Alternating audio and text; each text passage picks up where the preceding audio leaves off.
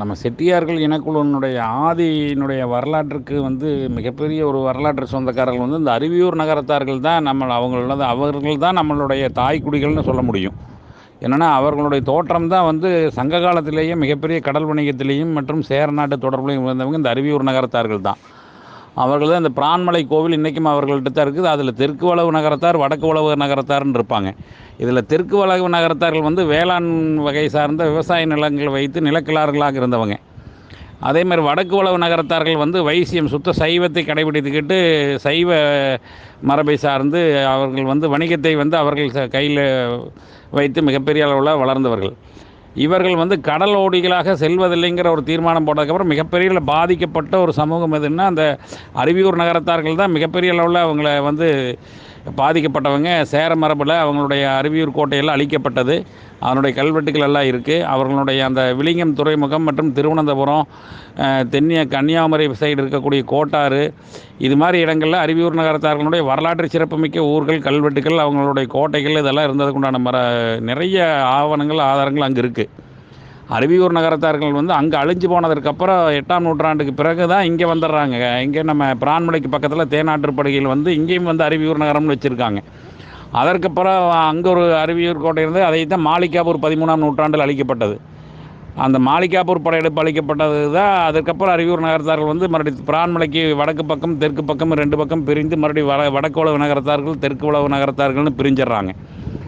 இவர்கள் இந்த அருவியூர் நகரத்தார்களுடைய இன்னொரு மரபு என்ன சொன்னோம்னா, இந்த ஆய் மரபினுடைய தோற்றம் இவர்கள் தான். அதில் மிகப்பெரிய கபிலர்களுடைய புறநானூற்று பாடல்களிலேயே வேள்பாரினுடைய நாவல்கள், அருவியூர் நகரத்தார்களுடைய சிறப்புகளெல்லாம் அதில் மிகப்பெரிய அளவில் போற்றப்பட்டிருக்கும். அதில் மிகப்பெரிய அளவில் அருவியூரார்களுக்கு தான் அந்த சிறப்புகள் இருக்குது. நம்ம செட்டியார்கள் இனக்குழுவிலேயே மிகப்பெரிய அளவில் அந்த அருவியூர் நகரத்தார்களுடைய அந்த சிறப்பு போற்றப்படத்தக்கதாக இருக்கும். அவர்கள்ட்ட தான் நம்மளுடைய முழுமையான ஆதாரங்கள் இருக்குது. இந்த அருவியூர் நகரத்தார்கள்கிட்ட தான். அதில் எந்த விதமான மாற்று கருத்தும் இல்லை. அந்த அருவியூர் நகரத்தார்கள் 600 பேர், நாட்டுக்கோட்டை நகரத்தார்கள் 500 பேர், சுந்தரபாண்டி நகரத்தார்கள் 400 பேர். இதுதான் இதனுடைய டோட்டல் 1500 பேர். இதுதான் திசை 1500 சோழர்களால் ஒரு நியமிக்கப்பட்ட வணிக இனக்குழுக்களினுடைய ஒட்டுமொத்த இனக்குழுக்களினுடைய பெயர். இவங்க கொங்கு நாட்டில் 12 மாநகரங்களில் வணிக இனக்குழுக்களாக இருந்தாங்க. அதனால தான் 12ஆம் செட்டியார்னு அந்த பெயர்லேயே ஒரு பெயர் இருக்கும். அவங்க இங்கே விசயாபுரம்னு சொல்லுவோம். திருப்பூர் பகுதியில் இருக்கக்கூடிய பகுதியில் அவங்க இந்த 12ஆம் செட்டியார்கள் வாழக்கூடிய பகுதி விசயாபுரம். விசயாபுரம்னா எதுன்னு சொன்னோம்னா, இன்றைக்கி பெருவணிக பாதை கோயம்புத்தூர் ஈரோடு தேசிய நெடுஞ்சாலை இருக்கும். சென்னை போகிற தேசிய நெடுஞ்சாலை. அந்த தேசிய நெடுஞ்சாலையில் விசயமங்கலம்னு ஒரு ஊர் இருக்கும். அந்த விசயமங்கலம் பெருவணிக பாதையில் இருந்த ஒரு வேளந்தாங்கல், அதாவது நம்மளுடைய வணிக தாவளங்கள், பொருட்களெல்லாம் சேமித்து வைக்கக்கூடிய அங்கே இடங்களாக இருந்தது. அங்கே மிகப்பெரிய ஒரு கோவில்களெல்லாம் ஆவணங்களாக இன்றைக்கும் இருக்குது. அது பட்டு போனதுக்கப்புறம் திரும்ப பாதிக்கப்பட்டதுக்கப்புறம் இவங்க என்னாச்சுன்னா, கடைசி காலங்களில் நாயக்கர் பேரரசுகள்லாம் வந்ததையுமே திருப்பூர் பகுதியில் நல்லூர் அப்படிங்கிற வீர சோழ நல்லூருங்கிறது தான் திருப்பூரினுடைய பகுதி. இன்றைக்கி இருக்கிற நல்லூர் அதுதான். அதாவது நல்லூர்னால் என்னென்னா, பெரிய அளவில் விவசாயம் சிறப்பாக மன்னர்களுக்கு கீழே நடத்தக்கூடிய மன்னர்களால் பாதுகாக்கப்பட்ட ஒரு வேளாண் நிலங்கள் தான் நல்லூர்னு சொல்லுவாங்க. அது முத்தூர்னு சொல்லுவாங்க. பாண்டியர்கள் முத்தூர்னு வச்சுக்குவாங்க, சோழர்கள் நல்லூர்னு பெயர் வச்சுருப்பாங்க. இதெல்லாமே அவங்க சோழருக்கு கீழே இருக்கக்கூடிய ஒரு பெரிய ஒரு வேளாண்மையில் சிறந்து விளங்கக்கூடிய வணிகர்கள் இருக்கக்கூடிய ஒரு பகுதி, தங்கக்கூடிய ஒரு பகுதி. அது மாதிரி பகுதியில் தான் இப்போ இந்த வீர சோழ நல்லூருங்கிற பகுதி ஆதித்த சோழன் காலத்திலேயே அது கட்டப்பட்ட அந்த கோவில்களினுடைய சிவன் கோவிலினுடைய கல்வெட்டுகள் எல்லாம் சொல்லப்படுது. அதில் விசயாபுரம் அப்படின்னு சொல்லி இந்த ஊரில் இப்போ இருக்காங்க அவங்க. அந்த விசயாபுரம், விசயமங்கலம், விசய நகரத்தார், இதெல்லாமே நம்மளுடைய விசய அப்படிங்கிற வார்த்தையை என்னென்னு கேட்டிங்கன்னா, விசயன்னா விஜயன்னு சொல்லுவாங்க, ஜா போட்டுருவாங்க, சமஸ்கிருத ஜா. அது தப்பு. விசய அப்படின்னு சொன்னோம்னா வைசிய அப்படிங்கிற சொல்லுதான் விசயன்னு சுருங்குது. வைசாலிங்கிறது அதேமாதிரி நம்மளுடைய செட்டியார்களுடைய பேர் தான். அதாவது விசாலிப்பட்டினம்னு, விசாகப்பட்டினம்னு இன்றைக்கி சொல்லுவோம். ஆந்திராவில் இருக்கக்கூடிய நெல்லூரில் விசாகப்பட்டினம்னு கப்பல் கட்டும் தொழிற்சாலை இன்றைக்கும் அங்கே இருக்குது. அந்த விசாகப்பட்டினம் வைசாலிப்பட்டினம்னு தான் அதனுடைய பேர். அந்த வைசாலிப்பட்டினம்ங்கிறது தான் வைசியப்பட்டினம், வைசாலிப்பட்டினம், விசயநகரத்தார், விசயாபுரம், விசய, வைசிய, இதெல்லாம் ஒரே சொல்லாடலில் வரும். இந்த பதினெண் விசயத்தார் அப்படின்னு சொல்லி வரும். பதினெண் விசயத்தார்னு சொன்னால் கிழக்காசிய நாடுகளில் சோழர்களால் நியமிக்கப்பட்ட 11 அரச மரபுகள் சார்ந்தவங்க தனித்தனியாக ஆண்டுட்டு இருந்தாங்க. இது அந்த கடாரம், மலேசியா, சிங்கப்பூர், இந்த மாதிரி இருக்கக்கூடிய கிழக்காசிய நாடுகளை பூரா சோழர்கள் போய் அங்கே அடிமைப்படுத்தி அங்கே விசயாலயன்னு அங்கே ஒருத்தன் ஆண்டுட்டு இருந்தான். ஸ்ரீ விஜயான்னு சொல்லி இன்றைக்கி சொல்லுவோம், சுமத்ரா தீவு. அதை ஆண்டுக்கிட்டு இருந்தது நம்ம வைசியர்கள், செட்டியார்கள். இது மாதிரி அந்த சோழரனுடைய பிரதிநிதிகளாக இருந்து, சோழர்களுடைய அந்த உறவு குடிகளாக இருந்து அங்கே ஆண்டுட்டு இருந்தது தான் அந்த நம்ம கிழக்காசிய நாடுகளில் பூரா ஸ்ரீ விஜயா தீவுங்கிறது. விஜயாங்கிறது அது, வைசியாங்கிறது அது. வைசியாங்கிற அந்த மன்னன் பேர் வைசிய மன்னன். அதனால தான் அவன் அங்கேருந்து புத்த விகாரத்தை, அப்போ சமணர்கள் எல்லாம் மிகப்பெரிய வழிபாடுகள் இருந்தது, புத்த வழிபாடு இருந்தது. அந்த புத்த வழிபாடுகளை கடைபிடித்துட்டு இருந்ததுனால தான் அந்த ஸ்ரீ விஜயானுடைய மன்னன் ராஜராஜ சோழன்கிட்ட கேட்குறான், இந்த மாதிரி புத்தர்களுடைய அந்த புத்த சமயத்தை வழிபடுவதற்கும் எங்களுக்கு இங்கே ஒரு வணிக குழுக்கள் அங்கேருந்து வந்துட்டு போகிற வணிகர்களுக்கு இங்கே வழிபாடு நிறையவருக்கு, புத்த வழிபாடு சமய வழிபாடு நடத்துவதற்கு இங்கே புத்த பிட்சுக்கள் எல்லாருக்கும் ஒரு கோவில் கட்ட வேண்டும்னு கேட்கல, ராஜராஜ சோழன் கட்டி கொடுக்குறார், புத்த விகாரம் கட்டி கொடுக்குறார். இது ராஜராஜ சோழனுடைய திருவாலங்காட்டு செப்பேட்டினுடைய ராஜேந்திர சோழனுடைய அந்த செப்பேடுகளில் அந்த வாசகங்கள் பொறிக்கப்பட்டிருக்கு. இதெல்லாம் வரலாற்றில் பதிவு செய்யப்பட்டிருக்கும். இது அது மாதிரி தனபாலன் சொன்னோம்னா, தனபாலன்னாலே தன வணிகர்னுடைய அந்த பேச்சு தான். அதாவது தன வணிகன்னா அதனுடைய பாலன்னா மன்னர்களுடைய குழந்தைகள், கோபாலன்னாலே அதே மாதிரி மன்னர்களுடைய வாரிசு, பூபாலன்னா பூம்புகாரில் பிறந்த குழந்தை பாலன், பாலன்னா திருமணமாகாத பாலகன் அர்த்தம், சிறுவன் அர்த்தம். கோபாலன் அப்படின்னாலே நம்ம பேர், பூபாலன்னால் நம்ம பேர். இதெல்லாமே நம்மளுடைய ஒவ்வொன்றும் பெயர்களுக்கு பின்னாலையும் ஊர் பெயர்களுக்கு பின்னாலையும் நம்மளுடைய வரலாறு இருக்குது. அதே மாதிரி பிரான்மலை பக்கத்தில் ஒரு ஊர் ஐநூற்றிப்பட்டின்னு இருக்குது. ஐநூற்றுப்பட்டிங்கிறது என்ன ஆயிடுச்சுன்னு கேட்டிங்கன்னா, இன்றைக்கி அணுத்திப்பட்டின்னு மாற்றிட்டாங்க. சொல்லாடலில் மருவிடுது, அணுத்திப்பட்டின்னு வந்துருச்சு. அதே கொங்கு நாட்டிலிருந்து 500 ஒரு ஊர் ஆனூர்னு ஆயிடுச்சு. இது மாதிரி நிறைய நம்மளுடைய வரலாற்றுகள், நம்மளுடைய வரலாறுகள் திரிக்கப்பட்டிருக்குது, மறைக்கப்பட்டிருக்குது, மருவி போயிடுச்சு. அந்த சொல் வழக்குகள் எழுத்தில் இருக்கிறத ஒரு மாதிரி சொல்லையில் மாற்றி சொல்லிடுறாங்க. இப்போ வேளாளருங்கிறத எழுத்து பள்ளியில் வேளாளர் வேலிரும்போம், ஆனால் சொல்லையில் வெள்ளாளரும்போம். அப்போ வேளாளர்னுடைய கொங்கு வேளாளர்னு கவுண்டர்கள் பட்டம் போட்டுக்கிறாங்க. ஆனால் நாம் என்ன பண்ணுறோம், கொங்கு செட்டியார்கள்னு பட்டம் போட்டுக்கிறோம். ஆனால் இது எல்லாமே வேளாண்குடி தான். இதை வெள்ளாஞ்செட்டியார்னு போட்டுக்குவோம். ஒத்த கொம்பு வரக்கூடிய போடுவோம், அவங்க ரெட்டை வேளாளர்னு போடுவோம், அவங்க ரெட்டை கொம்பு வரக்கூடிய வேளாளர்னு போடுவாங்க கவுண்டர்கள். அதேமாதிரி பிள்ளைன்னு வரும், பிள்ளை சைவ பிள்ளைன்னு வருவாங்க. அது செட்டியார்களுக்கு பிறந்த அதாவது பிள்ளை என்பது மன்னர்களுடைய பிள்ளைகள்ங்கிறது அது அடையாளம். இளவரசர்னு சொல்கிறது, இளங்கோன்னு சொல்கிறோம்ல, சிலப்பதிகாரத்தில் வரக்கூடிய இளங்கோவடிகள் சொல்கிறோம்ல, அவர் இளங்கோன்னு சொன்னோம்னா இளம் மன்னன், இளையவர்னு அர்த்தம், இள அரசன்னு அர்த்தம், மன்னரனுடைய தம்பி இளையவன் அர்த்தம், இளங்கோக்கள் அப்படிம்பாங்க. அது இந்த பிள்ளைங்கிற ஸ்தானத்துக்கு அதை சொல்லுவாங்க. இப்படி இந்த செட்டியாரனுடைய அரச மரபு வணிக குடிகளிலிருந்து பிரிந்தவர்கள் தான் பிள்ளைகள். இன்றைக்கி அவங்க சைவ பிள்ளைன்னு சொல்லுவாங்க. அதில் செட்டி பிள்ளைனே நம்ம சமுதாயத்தினுடைய பேர், செட்டி பிள்ளை சமுதாயம்னே இன்றைக்கி கோட்டாரில் இருக்கக்கூடியவங்க எல்லாருமே பிள்ளைகளும் செட்டியார்களும் திருமண உறவு இருக்குது. அவங்க ஒரே சாதிகளாக தான் இருக்குது. அங்கே போய் செட்டியார் வேறு பிள்ளைமார் வேறுன்ட்டு இல்லை. பிள்ளை நம்ம அங்கே திருமண உறவு முறை நம்ம வச்சுருக்கோம். அவங்களாம் ஆரம்ப காலத்துலேருந்தே நம்மளுக்கு இருந்தவங்க. ஏன்னா நம்மளுடைய மன்னர் குடியிலிருந்து அவங்க பிரிஞ்சவங்க. அதனால் நம்ம சைவ பிள்ளை செட்டி பிள்ளைன்னு சொல்லுவாங்க. அவங்க செட்டிப்பிள்ளை சமுதாயம்னே தான் இருக்கும். அதே மாதிரி செட்டுன்னு சொல்லுவாங்க. செட்டுன்னா சாத்துக்களுடைய வணிக இணக்கம்னு செட்டுன்னு சொன்னோம்னா முதல் வணிகத்தை செட்டு பரவாயில்லையானு தான் கேட்பாங்க. வணிகம் பரவாயில்லையா, வியாபாரங்கிற சொல்லே சமஸ்கிருத சொல். அதை வியாபித்துங்கிறத உலகம் பூரா போய் வருவது தான் அப்படின்னு வியான்னு சொல்லுவோம். வியாசர்னு சொல்லுவாங்கள்ல, அதுபோல் அந்த வியாபாரங்கிறது என்னென்னா உலகம் முழுக்க போய் வந்தது. உலகநாதன்கிறது நம்மளுடைய பேர். சாத்துக்கள்னு சொல்லுவாங்க. சாத்துன்னா வணிக சாத்துக்களினுடைய பேர் தான் அந்த சாத்தப்பன்னு வந்தது. இன்றைக்கி நகரத்தார்களில் சாத்தப்பன்னு பேர் நிறைய வச்சுருப்பாங்க. சாத்திச்சின்னு சொல்லுவாங்க, அது பெண்பால் பெயர்.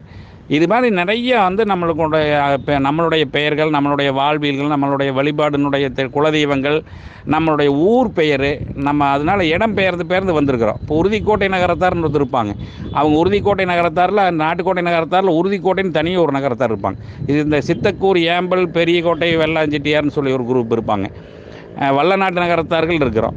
இது மாதிரி அந்த நகரத்தார்களே பல விரிவாக பிரிஞ்சிட்டோம். அப்போ இங்கே கொங்கு நாடுகளெல்லாம் வரும்பொழுது செட்டியார்னு சொல்லிடுவோம்.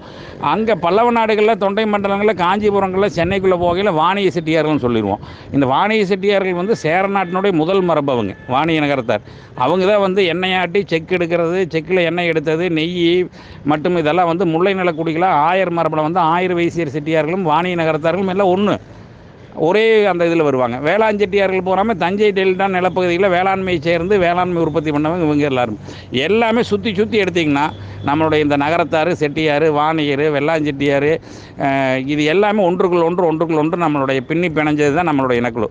அதில் வெள்ள நாட்டு நகரத்தார் எடுத்திங்கனாலும் 5 மரபு இருக்குது. சேர மரபு, சோழ மரபு, பாண்டிய மரபு, பல்லவ மரபு, கொங்கு மரபு. அந்த 5 மரபும் சேர்ந்தது தான் வெள்ள நாட்டு நகரத்தார் வருவாங்க.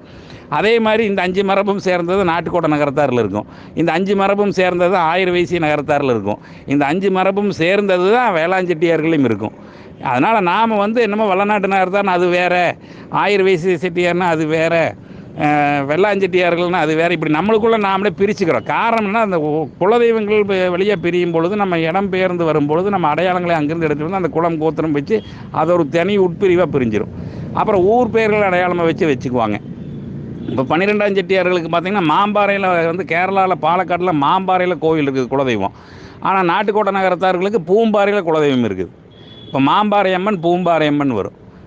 இது மாதிரி ஆயிர வைசிய நகரத்தார்களுக்கு, ஆயிர வைசியர்களுக்கு வந்து பார்த்திங்கன்னா நெருஞ்சிப்பேட்டை மடம் இருக்குது. அங்கே சிவகங்கை மாவட்டத்தில் போனீங்கன்னா நெருஞ்சி குடின்னு இருக்கும். அதான் இஞ்சி சூழ் தஞ்சைன்னு சொல்லுவாங்க. இஞ்சி சூழ் தஞ்சைன்னா இஞ்சின்னா பாதுகாப்பு, கோட்டைகளுக்கு பேர் இஞ்சி. இது மாதிரி அதில் நிறைய வரலாற்று தகவல்கள் வந்து நம்மளுக்கு அந்த வரலாற்றுகளோடு ஒன்றி பயணிக்கும் பொழுது அந்த கல்வெட்டுக்கள், தொழில் அகலாய்வுகள் மற்றும் இலக்கியங்கள், சங்க இலக்கியங்கள் இதுகளெல்லாம் எடுத்து பார்க்கும்போது நம்மளுக்கு மிகப்பெரிய அளவில் நம்மளுடைய வணிக இனங்களுடைய வரலாறுகள் நம்மளுக்கு தெளிவாக காட்டுது. என்னென்னு நம்ம வேளாளர் மரபில் வந்த மூவேந்தரனுடைய மரபு வழி பிறந்த வணிகத்தை கொண்டு இந்த நிலத்தை ஆட்சி செய்து வந்த வணிக குடிகள் அப்படிங்கிறதுக்கு நம்மளுக்கு நிறைய ஆவணங்கள் இருக்குது. சோழர்கள் வந்து சேரர்களும் பாண்டியர்களும் 3 பேருமே கடல் வணிகத்தில் சிறந்திருந்த மன்னர்கள் தான். அப்போ கடல் வணிகத்தில் யார் போனாங்கன்னா கவுண்டர் போனாங்களான்னு ஆதாரம் கிடையாது, பிள்ளைமார் போனாங்களான்னு ஆதாரம் இல்லை, முதலியார் போனாங்களா ஆதாரம் இல்லை. முதலியார் என்பவர்கள் நம்ம அந்த ஆதீனங்களுடைய அந்த மடங்களை நிர்வகித்தவங்க. பிள்ளைமார் என்பவர்கள் கணக்கு வழக்குகளை பார்த்து கொண்டவங்க. கவுண்டர் என்பவர்கள் நிலத்தை மட்டுமே உழுது கொண்டு இருந்து மேலை சாளுக்கிய மரபிலிருந்து கர்நாடக பகுதியிலிருந்து நிறைய நிலக்கிழார்களாக இருந்து கொங்கு நாட்டுக்கு வந்தவங்க. ஆனால் கொங்கு நாட்டிலேயே பூர்வீகமாக வாழ்ந்தவங்க வேட்டுவ குடிகளிலிருந்து வந்த இந்த பூவானிய நகரத்தார்னு சொல்லக்கூடிய, கொங்கு நகரத்தார்னு சொல்லக்கூடிய, 500 குடிகள்னு சொல்லக்கூடிய, கொங்காழ்வார்னு 500 கொங்கு செட்டியார்னு சொல்கிற மாதிரி அவங்க தான் இங்கே பூர்வீகமாக இருந்தவங்க. இது மாதிரி நிறைய அந்த வரலாற்றுகள்லாம் நம்மளுக்கு வந்து அதில் கிடைக்குது. இவைகளை எல்லாம் தொகுத்து எடுத்து எல்லாமே ஒன்றுபடுத்தி கொண்டு வந்து புத்தகங்கள் போடுறதுக்குண்டான முயற்சியை நம்ம பண்ணிகிட்ருக்கோம். ஆனால் இதை தொடர்ந்து நம்ம இதை பயணிக்கும் பொழுது இது கருத்தரங்கங்களாகவும் மற்றும் ஒரு மக்களினுடைய செய்திகளாகவும் பரப்புரையாகவும் எல்லாத்துக்கிட்டையும் நம்ம கொண்டு சேர்த்துனோம்னா மட்டும்தான் நம்மளுக்குள்ள ஒரு இணக்கமான, ஒரு சுமூகமான, ஒரு உயிரோடு கலந்த ஒரு உணர்வோடு அந்த பழகின ஒரு உறவு முறைகளும் நெருக்கமாகும். அதனால் அதை நம்ம அதைத்தான் கண்ணைக்குள செட்டியார்கள் பேரவை எதிர்பார்க்குறோம். அதைத்தான் நம்ம கொண்டு போகணும்னு முயற்சி பண்ணுறோம். அதனால் புதுக்கோட்டையில் இருக்கக்கூடிய நகரத்தார்களாகட்டும், கொங்கு நாட்டில் இருக்கக்கூடிய 500 நகரத்தார்களாகட்டும், அங்கே நமக்கு பாண்டிய நாடுகளில் இருக்கக்கூடிய கோட்டாறு, ராமநாதபுரம் மாவட்டம், திருநெல்வேலி, கரிவலம்பந்தநல்லூர், ராஜபாளையம், மதுரை இதை சேர்ந்த பாண்டிய குடிகளாகட்டும், அது சோழ நாட்டில் கரூர், குளித்தலை மற்றும் கரூரில் இது கொண்ட செட்டியார்களாகட்டும், அதில் கரூரில் இருந்த செட்டியார்கள் மிகப்பெரிய அளவில் பூவாலூர் நகரத்தார்னு ஒருத்தர் இருந்தாங்க. அவங்க தான் முருகனுடைய முதல் கட்டளையில் முருகனுடைய கருவறைக்கு பக்கத்திலேயே அவர்களுக்கு கட்டளைக்கு மண்டபம் இருக்குது. பூவாலூர் நகரத்தார் அவங்க யானை மேலே அம்பாரியில் உட்கார வச்சு தான் மாப்பிள்ளை அழைப்பு ஊர்வலமே நடத்துவாங்க. சோழ நாட்டில் வந்து எப்படி நம்மளுடைய சோழர்களுடைய திருமண உறவு நடந்ததோ, கண்ணகி கோவலனுக்கு எப்படி திருமணம் நடந்ததோ அதே போலவே இன்றைக்கும் அவர்கள் நடத்தி கொண்டு இருந்தார்கள் என்று இந்த 50 ஆண்டுகளுக்கு முன்னால் வரைக்கும் அவங்க மாப்பிள்ளை ஊர்வலமே இந்த பூவாலூர் நகரத்தார் வந்து யானை மேலே தான் உட்கார வச்சு அந்த நடத்துவாங்க. அதே மாதிரி ஒவ்வொருத்தர்களுக்கும் நம்மளுக்கு ஆதீனங்கள் இருந்தாங்க. இப்போ கோவிலூர் மட ஆலயம் அது ஆதீனம் இருக்கிறோம். இந்த ஆதீனமெல்லாம் நம்மளுடைய செட்டியார்கள் ஆதீனம். ஒவ்வொரு ஆதீனங்களும் நம்ம ஒவ்வொரு வீடுகளுக்கும் வந்து திருநீர் கொடுத்து ஆசீர்வாதம் பண்ணிவிட்டு ஒரு திருமண உறவு முறைகளில் நம்ம ஏதாவது ஒரு பத்திரிக்கை அடித்தாலும், நம்ம வீட்டில் எது விசேஷனாலும் முதல் போய் குலகுருவனுடைய ஆசீர்வாதம் வாங்கிட்டு நம்ம வீடு புண்ணியாச்சனை, கிரகப்பிரவேசம், நம்ம வீட்டில் வந்து ஒரு நல்லது கெட்டது அனைத்துக்கும் குலகுரு தான். இந்த மடம் தான், அந்த மடங்கள் தான் நம்மளுக்கு முக்கியம். அந்த மாதிரி திருப்பராய்த்துறை மடம், தருமபுரி மடம், கோவிலூர் மடம், குன்றக்குடி மடம், அதே மாதிரி அந்த பாதரக்குடி மடம், துலாவூர் ஆதீன மடம், இந்த மடங்களெல்லாம் நம்மளுக்கு இருந்தது. இது மாதிரி மடங்கள் வந்து அங்கே பாண்டி நாட்டு மடங்கள் இருந்தது, சேர நாட்டு மடங்கள் இருந்ததுமே, பல்லவ நாட்டிலையும் மடங்கள் இருந்தது. தொண்டை மண்டலம் வேளாளர் மடம் இருக்குது. அந்த மடம்லாம் நம்மளுக்கும் கட்டுப்பட்டது. திருவாலங்காட்டினுடைய அந்த வேலிர்கள் வந்து ஒரு மிகப்பெரிய அளவில் அந்த அங்கிருந்த கிணறுகளெல்லாம் இருக்குது. தவறான முறையில் ஒரு பொய் தீர்ப்பு கொடுத்ததுக்காக ஒரு 16 பேர் கிணத்துல விழுந்து இறந்துக்கிட்டதாக ஒரு வரலாற்று கல்வெட்டுகளெல்லாம் நடந்த சம்பவங்களெல்லாம் அங்கே ஆவணங்களாகவே இருக்குது. இது மாதிரி நிறைய நம்மளுடைய வரலாற்று மரபுகள், தொடர்புகள், நம்ம வணிக இனக்குழுக்கள் வந்து செட்டியார்கள்ங்கிறது ஒரு பட்டப்பெயர். ஆனால் நம்ம வேளிர் மரபில் இருந்து வந்த, ஆய் மரபிலிருந்து வந்த, சேர மரபிலிருந்து வந்த அந்த 5 மரபு சார்ந்த ஒரு இனக்குழு தான் செட்டியார்கள். இது வந்து வேளாண்மை மட்டும் நம்ம செய்யலை, வணிகத்தை வந்து வேளாண்மை துவங்குவதற்கு முன்னாலே வணிகத்தை துவங்கிட்டோம். சேர நாட்டில் நாகப்பாம்பு, சேர நாட்டில் இந்த மலைப்பாம்பு, கருநாகப்பாம்பு, அந்த ராஜநாகப்பாம்பு வந்து சேர நாட்டில் மட்டும்தான் இருக்குது, மேற்கு மலை தொடர்ச்சியில் மட்டும்தான் இருக்குது. இந்த ராஜநாகப்பாம்பு, சேர நாட்டினுடைய நாய்கள், சேர நாட்டினுடைய நாய்கள் மற்றும் அந்த கருமிளகு, அந்த மலை வளங்களுடைய இருக்கக்கூடிய பொருட்களை எல்லாம் எடுத்துகிட்டு அப்போவே கிரேக்கத்துக்கு போயிட்டு வந்திருக்கிறோம். அது யாருன்னு இந்த அருவியூர் நகரத்தார்கள் தான் அதில் வந்து மிகப்பெரிய அளவில் போயிட்டு வந்துட்டு இருந்தவங்க. அருவியூர் நகரத்தார்கள் தான் விளிங்கம், கன்னியாகுமரியில் இருக்கக்கூடிய அந்த சேர துறைமுகம், முசிறி துறைமுகம், இதிலெல்லாம் வந்து அவர்கள் தான் பெரிய அளவுக்கு இருந்தவங்க. அந்த மரபில் வந்தவர்கள் தான் அவர்கள் எல்லாரும் இந்த அருவியூர் நகரத்தார்கள். இது மாதிரி 2000 ஆண்டுகளில், அதாவது சங்ககால தொல்காப்பியம் தான் நம்ம இருக்கிற இலக்கியங்கள்லேயே ரொம்ப பழமையானது. 2600 வருட பழமையான நூல் எதுனா தொல்காப்பியம். அகத்தியனுடைய பாணனியம், அவர்கிட்ட இந்த முருகர், மற்ற முருகனுடைய இந்த சிவனுக்கு அடுத்தது முருகருக்கு அடுத்தது அகத்தியர், இந்த மாதிரி இவர்களுடைய மாணவர்கள் தான் 12 மாணவர்கள் வர்றாங்க. இது மாதிரி ஒவ்வொன்றுக்கும் அதில் ஒருத்தர் தான் தொல்காப்பியர். இது மாதிரி ஒவ்வொன்றுக்கும் சங்க இலக்கியங்களில் 10 பரிபாடல், நம்மளுடைய அந்த சங்க இலக்கிய குறிப்புகள் மிகப்பெரிய அளவில் அந்த வரலாற்று குறிப்புகள் நிறைய இருக்குது. இது எல்லாமே எடுத்தோன்னா பூரா வணிகத்தை பற்றி தான் சொல்லியிருக்கு. கோவில்களை எடுத்திங்கன்னா எல்லா கோவில்லையும் வணிக கல்வெட்டு தான், கல்வெட்டுகள் இல்லாததே கிடையாது. அதற்கு முன்னால் 3ஆம் நூற்றாண்டு 2ஆம் நூற்றாண்டுக்கு முன்னாலாம் அசோகன் காலத்தில் எல்லாமே வணிகர்கள் வந்து அப்போவே இங்கே சேரபுத்திரர்கள் இருந்தாங்கன்னு சொல்லி அசோகனுடைய ஸ்தூபியினுடைய கல்வெட்டு, பீகாரில் இருக்கக்கூடிய அவருடைய அந்த ஸ்தூபியினுடைய அந்த கல்வெட்டுகள் குறிப்பில் இருக்குது. என்னென்னா கேரள புத்திரர்கள், சத்திய புத்திரர்கள் இருக்குது. இது மாதிரி நிறைய நம்மளுடைய வரலாற்று தொடர்புகள், கல்வெட்டுகள் இருக்குது. கொல்லிமலையை ஆண்டதனுடைய அந்த கொல்லியினுடைய மலைக்குடியவர்களில் வந்து இங்கே செம்பியன் மாதேவின்னு இருந்தாங்க. அந்த செம்பியன் மாதேவியினுடைய வரலாறுகளுக்கும் செம்பியன் மாதேவியினுடைய வம்சாவளியில் வந்து அருவியூர் நகரத்தார்களுடைய அந்த பாரி வாழ்ந்த பிரான்மலை, பரம்பு மலைக்கும் தொடர்பு இருக்குது. பாரியினுடைய உற்ற தோழர் கபிலர் வந்து அவருடைய பாரியினுடைய மகள்களை கூட்டிகிட்டு வந்து அங்கவை சங்கவையை திருக்கோவிலூர் மலையமான்களுக்கு தான் கட்டி கொடுக்குறான். அந்த மலையமான் வம்சாவளியில் வந்தவங்களுடைய அந்த வரலாற்று குறிப்புகளை பூராமே கொல்லிமலையில் அரப்பளீஸ்வரர் கோயில் இருக்குது. அந்த அரப்பளீஸ்வரர் கோயிலினுடைய முதல் சிவன் கோவிலாக அதைத்தான் மூவர் பாடிய தேவார குறிப்புகளில் பாடப்பட்டிருக்குது. செம்பியன் மாதேவி அந்த அரப்பளீஸ்வரர் கோயிலுக்கு 500 ரூபான்னு சொல்லி கல்வெட்டுகள் கொடுத்தது இருக்குது. அப்போ செம்பியன் மாதேவி யாருன்னு கேட்டிங்கன்னா, செம்பியன் மாதேவி தான் கண்டராதித்தனுடைய மனைவி, பராந்தக சோழனுடைய மருமக, 5 தலைமுறைகள் கண்டவ. பராந்தக சோழன் மற்றும் கண்டராதித்த சோழன், அதற்கடுத்தது வந்து ஆதித்த கரிகால, சுந்தர சோழனுடைய மகன் ஆதித்த சோழனுடைய கரிகாலனுடைய தம்பி ராஜராஜ சோழன். இப்படி ராஜராஜ சோழனை வளர்த்துனதுமே அவனுடைய அக்கா குந்தவி நாச்சியார் இந்த செம்பியன் மாதேவின் தான்.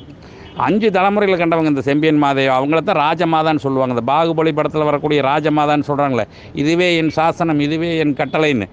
அது மாதிரி இந்த ராஜமாதாவை வாழ்ந்தவங்க இந்த செம்பியன் மாதேவி. செம்பியன் மாதேவி யாருன்னா, நம்ம வணிக குடிகளில் பிறந்த அரப்பளீஸ்வரர் கோயில் இருக்கக்கூடிய கொல்லிமலையில் இருக்கக்கூடிய அங்கே இருக்கக்கூடிய ஆரியூர் நாடுன்னு சொல்லக்கூடிய அருவியூர் பட்டண நகரத்தாரனுடைய வம்சாவளியில் வந்தவங்க தான் செம்பியன் மாதேவி. இவங்க அந்த செம்பியன் மாதேவி இந்த கொல்லிமலைக்கும் இவங்களுக்கு பிரான்மலைக்கும் என்ன தொடர்புனா, பிரான்மலை பாரி வாழ்ந்தது, பரம்பு மலை வேல்பாரி வாழ்ந்தது. வேல்பாரியினுடைய மனைவி மாமனார் வீடு எதுன்னா கொல்லிமலை. இந்த பரம்பு மலைக்கும் கொல்லிமலைக்கும் பாருங்க இடைப்பட்ட பகுதியில் வெறும் குளித்தலை வழியாக நேர் அந்த திருச்சியினுடைய தென்பகுதியில் பிரான்மலை இருக்குது, திருச்சியினுடைய வடபகுதியில் கொல்லிமலை இருக்கும். கொள்ளிடமாறு வந்து அங்கிருந்தால் வந்து ஜாயிண்ட் ஆகிற இடம். அந்த இடம் தான் சோழ நாட்டினுடைய தலைநகர் இருந்த இடம் உறையூர். இதுபோல் வரலாற்றுகளில் நிறைய தொடர்புகள் இருக்குது. நாம் தான் அதை வந்து நாம் ஒவ்வொன்றும் வரலாற்றோடு நீங்கள் பயணிக்கிறதுக்கு ஆரம்பித்தா தான் ஒரு 5 ஆண்டுகள் ஆகும் இந்த வரலாற்றை புரிந்து கொண்டு வரலாற்றில் நாம் ஒரு நிலையான ஒரு தெளிவு பிறக்கிறதுக்கு, அனைத்து செட்டியார்களை பற்றி புரிதல் ஏற்படுறதுக்கு 5 வருடம் ஆகும். ஒரு ஆய்வாளர் இன்றைக்கி துவங்கினாங்கன்னா, நான் 20 ஆண்டு காலமாக ஆய்வு பண்ணிட்டு இந்த அளவுக்கு எடுத்து வச்சுருக்க முடியுதே தவிர, எடுத்ததுமே செட்டியார்கள் யாருன்னா யாருக்கும் சொல்ல தெரியாது. பெரிய பிஹெச்டி பட்ட அண்ணாமலை பல்கலைக்கழகம் அழகப்பா யூனிவர்சிட்டியில் மிகப்பெரிய அளவில் வணிக ஆய்வுகள் பற்றி நடத்தியிருக்கிறாங்க, நிறைய பண்ணியிருக்காங்க. ஆனால் அவர்களுக்கு எல்லாமே தெரியாது. என்ன காரணம்னா, அவர்கள் வந்து ஒரு ஒரு ஒரு பிஹெச்டி பட்டத்துக்காக ஏதோ ஒரு சப்ஜெக்டை மட்டும் வச்சுட்டு அவங்க அந்த பிஹெச்டி முடிச்சுட்டு போயிடுறாங்க. ஆனால் நம்மளுடைய வாழ்வியல்களோட, நம்மளுடைய குலதெய்வ அடையாளங்களோட, நம்மளுடைய அந்த நம்ம வரலாற்று பாதைகளில் எடுத்து அதை எல்லாமே தொகுத்தோம்னா தான் நம்மளுக்கு இதில் ஒரு 2000 ஆண்டு காலத்தினுடைய அந்த வரலாற்றை நம்ம வந்து ஒரு நிலையான ஒரு புரிதலுக்கு கொண்டு வர முடியுது, சிந்தனைக்கு கொண்டு வர முடியுது. இதில் சேர நாட்டினுடைய வரலாறையும் படிக்க வேண்டியதாக இருக்குது, பல்லவர்களுடைய வரலாறையும் படிக்க வேண்டியதாக இருக்குது. இப்போ காஞ்சிபுரத்தில் எடுத்தோம்னா பல்லவர்கள் வரலாறு படிக்கணும். ஏன்னா அங்கே வந்து நம்மளுடைய அந்த மயிலை கபாலீஸ்வரர் கோயில் இருக்குது. அதே மயிலை கபாலீஸ்வரர் கோயிலுடைய வரலாற்று பெயர்லேயே அந்த கபாலீஸ்வரர் கோயிலை கும்பகோணத்தில் அரசலாற்றங்கடையில் கபாலீஸ்வரர்னு கோயிலுக்கு சாமி கும்பிட்றோம். கபாலம்னா தலை. அப்போது அந்த இது ஒவ்வொன்றும் இலக்கியத்தில் ஒரு மாதிரி இருக்கும், பக்தி இலக்கியங்களில் ஒரு மாதிரி இருக்கும்.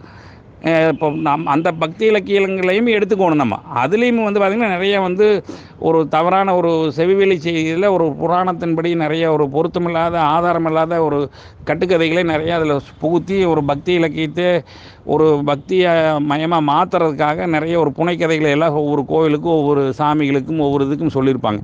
உதாரணமாக ஒரு செட்டியார் வந்து கேரளாவில் வணிகத்துக்கு போயிட்டு வந்தார். அவர் வரும்பொழுது மிளகு வாங்கிட்டு வந்தாங்க, மூட்டை ஏற்றிட்டு வந்தாங்க. ஒரு இடத்துல தங்கினாங்க. அந்த இடத்துல ஒரு சிறுமி வந்து மிளகு வேணும்னு கேட்டாங்க. அந்த இடத்துல வந்து இவர் மிளகு இல்லை, அது பாசி பயிர்னு சொல்லிட்டாரு. அவர் போய் சோழ நாட்டில் போய் வியாபாரத்துக்கு துறைமுகத்தில் போய் பூம்புகாரில் போய் நீக்கி பார்க்கல, பூராமே மிளகு பூராமே பாசி பயிராக மாறிடுச்சு.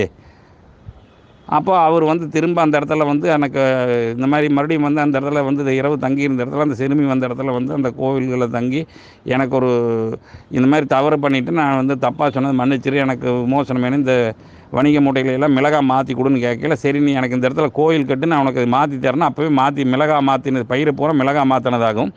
அந்த இடத்துல அவர் பயிரை மிளகாக்கிய முத்துவடுகநாதர்னு அவருக்கு பேர் வச்சு இப்போ குண்டடத்தில் வணிக பெருவழி பாதையில் கேரளாவுடைய போகிற பாதைகளில் பூம்புகாருக்கு சென்று வரக்கூடிய பெருவணிக பாதையில் அந்த கோயில் ஒன்று இருக்குது. அந்த கோயிலில் தான் பெண்களுக்கு வந்து கருவிலிருந்து எப்படி வளரும், 1 மாத குழந்தை, 2 மாத குழந்தை, 3 மாத குழந்தையா, ஒரு குழந்தை 9 மாதத்து வரைக்கும் எப்படி கருவால் உயிரை வாழும்னு சொல்லி அந்த கல்வெட்டாக வடித்து வச்சுருக்கிற கோயில் அது. அந்த சிற்பங்கள் இருக்கக்கூடிய கோயில் அது குண்டடம் முத்துவடுகநாதர் கோவில். அது இன்றைக்கி பூமியிலிருந்து பார்த்திங்கன்னா 5 அடி கீழே இருக்குது அந்த கோயில். அந்த கோயிலில் முதல் பூஜையே செட்டியார்களுக்கு தான்.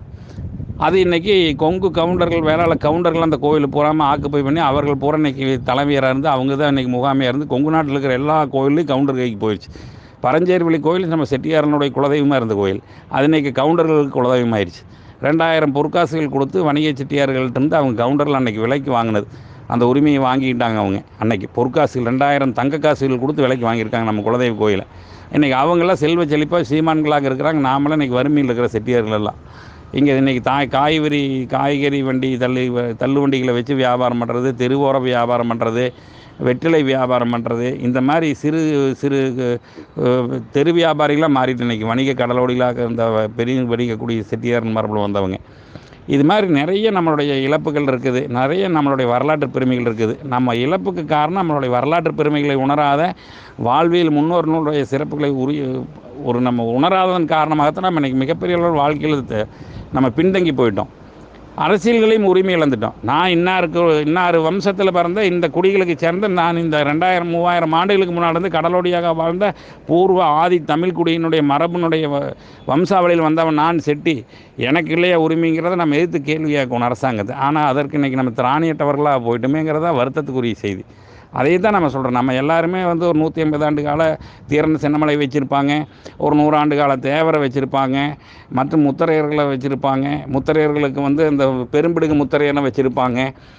இவர்களுக்கெல்லாம் வந்து வரலாறு 400 ஆண்டு, 300 ஆண்டு, 500 ஆண்டு வரலாறுகளுக்கு தான் தலைவர்களை வச்சுருப்பாங்க, மன்னர்களை வைத்திருப்பாங்க. ஆனால் செட்டியார் குடிகளுக்கு வந்து நம்மளுக்கு வந்து மூவேந்தர்களுமே நம்மளுடைய குடி. கண்ணகி வந்து சிலப்பதிகாரத்தில் முதல் நீதி நூலை இயற்றிய முதல் சிலப்பதிகாரத்தை இலக்கண நூலாக படித்த ஐம்பெருங்காப்பியத்தினுடைய வரலாற்று குடிகள் நாம்.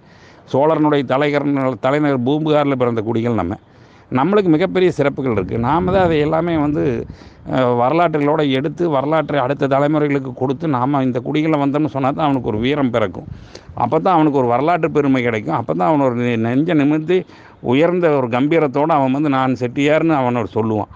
அதை விடுத்துட்டு நாம் வரலாற்றுகளை புரிந்து கொள்ளாமல், வரலாற்றுகளை அறிந்து கொள்ளாமல், வரலாற்றுகளை தேடுவதற்கு நம்ம சோம்பேறித்தனப்பட்டோம்னா நம்ம இனம் அழிந்து போயிடும். அதுதான் நான் எல்லாத்துக்கிட்டையும் வேண்டி கேட்டுக்கொள்வது. அதனால் ஆயிரவை சீர் நான் வேறு, வெள்ளாஞ்செட்டியார் வேறு, நகரத்தார் வேறு, நாட்டுக்கோட்டை செட்டியார் வேறு, இப்படி நம்மளுக்குள்ள இந்த பிரிவினைகள் தயவுசெய்து பார்க்க வேண்டாம். நகரத்தார்கள், நாட்டுக்கோட்டை நகரத்தார்கள் வந்து நாட்டரசன் கோட்டையில் இளையாற்றங்குடி, ஐநூற்றீஸ்வரர், இது மாதிரி அவர்கள் 9 கோவில்களை வைத்து இந்த ஒரு 400-500 ஆண்டு காலங்களுக்கு பிறகு இவர்கள் பெரிய அளவில் பர்மா, மலேசியா, சிங்கப்பூர்லாம் அந்த வணிகத்தை வந்து அவர்கள் காப்பாற்றி, அந்த குடிவெளி பட்டங்களை எல்லாம், குடிப்பட்டங்களை எல்லாம் காப்பாற்றி, அந்த கோயில்களை எல்லாம் காப்பாற்றி, தர்ம தானங்களை எல்லாம் அவர்கள் செய்ததுனால தான் நாட்டுக்கோட்டை நகரத்தார்கள் இன்றைக்கும் சிறப்பாக இருக்கிறாங்க. அவங்க அந்த சைவத்தை வந்து உயிராக மதிக்கிறாங்க. அந்த தேவாரம், திருவாசகங்கள்லேருந்து அனைத்து கோவில்களுக்கும் அவர்கள் அன்னதானம் கொடுத்ததுலேருந்து, அனைத்து கோவிலை கட்டி கொடுத்ததுலேருந்து மிகப்பெரிய அளவில் அவங்க வந்து ஒரு 200 ஆண்டு 300 ஆண்டுகளுக்கு முன்னால் பர்மாவில் மிகப்பெரிய அளவில் செல்வந்தர்களாக இருந்து பர்மாவையே கட்டமைத்தவர்கள். அவர்களுடைய அந்த பர்மாவில் இருக்கிற சொத்து மட்டுமே இன்றைக்கி 2000 கோடிக்கு மேலே நாட்டுக்கோட்டை நகரத்தாருடைய சொத்து பர்மா அரசாங்கங்கள் கைப்பற்றி வச்சிருக்குது. அதனால் அவர்கள் வந்து அப்பொழுது பர்மாவிலேருந்து அரிசியை இந்தியாவுக்கு ஏற்றுமதி பண்ணாங்க, சப்ளை பண்ணாங்க. அப்போ நினச்சி பாருங்கள், நேரு காலத்தில் அந்த முதலாம் உலகப் போருக்கு முன்னால், இரண்டாம் உலகப் போருக்கு முன்னால் அது மாதிரி வந்து நகரத்தார்கள் அதனால் இருந்ததுனால அவர்கள் பெரிய அளவில், மிகப்பெரிய அளவில் கட்டமைக்க முடிஞ்சுது. அவர்கள் மிகப்பெரிய அளவில் தமிழ்நாட்டில் இருக்கக்கூடிய அத்தனை கோயிலையும் புனரமைப்பு பண்ணது விஜயநகர் பேரரசுக்கு அப்புறம் இவர்கள் தான் பண்ணாங்க. அதனால் நாட்டுக்கோட்டை நகரத்தார்கள் வந்து மிகப்பெரிய வரலாற்றுக்கு சிறப்புக்குரியவர்கள். அவர்களை நாம் வந்து எந்த இடத்துல குறைத்து மதிப்பிடக்கூடாது. அவர்களை பின்பற்ற வேண்டிய எல்லா செட்டியார்களும் அதுதான் நாம் கேட்டுக்கிறது. ஆனால் அதே நேரத்தில் அருவியூர் நகரத்தார்களுடைய சிறப்புகள் நிறைய இருக்குது. இது மாதிரி ஒவ்வொரு செட்டியார்களுக்கு இருக்குது. என்னடா அவங்களுக்கு இருக்குது நம்மளுக்கு இல்லையே, நம்ம ஏங்கக்கூடாது, நம்ம இது பண்ணக்கூடாது. அவர்கள் நம்மளுடைய தாய் உறவு, நம்மளுடைய எல்லாம் ஒரே தொப்புள் கூடிய உறவு. எல்லா செட்டியாரும் என்னுடைய உறவு, அவ்வளோதான். அப்படித்தான் நம்ம பார்த்துக்கணும். அதனால் தமிழ் செட்டியார்களுக்கான இவ்வளவு பெருமை இருக்குது. அதனால் நம்ம இதையெல்லாம் நம்ம புரிந்து கொண்டு இந்த கண்ணைக்குள செட்டியார்கள் பேரவையில் பயணிக்கணுங்கிறத என்னுடைய